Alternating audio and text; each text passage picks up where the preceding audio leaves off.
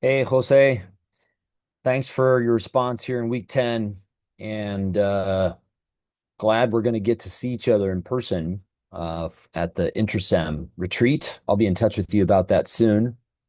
As we're getting to the end of the class, I also wanted to just send a video reply and sort of respond a little more directly to what you've written. And thank you for joining the class. I'm glad you got to be in one of the Zoom discussions as well. It was awesome.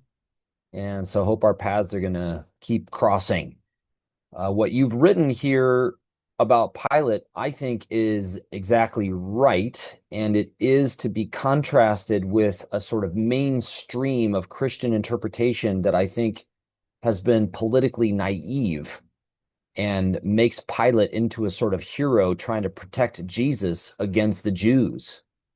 And you show how just reading the narrative more carefully really exposes that interpretation as facile and I think just sort of out of touch with the political game that is happening in the scene. Matthew makes it clear that Pilate does not want to cooperate with the priestly authorities who really want him to do their dirty work for them so that he has to deal with the political fallout in a way that they won't.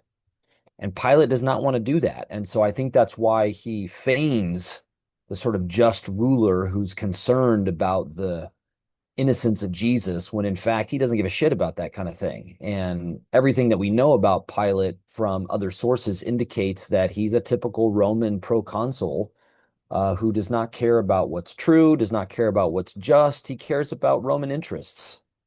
He cares about Roman law because it's a mode of Roman power. But that is not some, commitment to protecting the innocent or anything like that. So I think your interpretation is actually in touch with Matthew's presentation, and I hope that it reminds us of the kinds of power that get people like Jesus killed, because those powers exhibit a certain pattern or structure across different contexts and different times.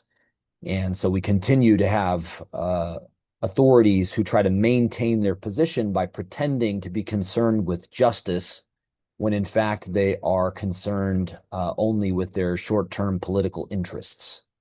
And Christians should be a prophetic presence, I would say, in the face of that kind of bad power, rather than politically naive and pretending to sort of take sides in political conflicts with the political powerful because they're supposedly just trying to maintain order or something like that. It's just never true. So, good response. And again, great to study Matthew with you this term, and look forward to seeing you in the flesh here in, I guess, just a little over a week.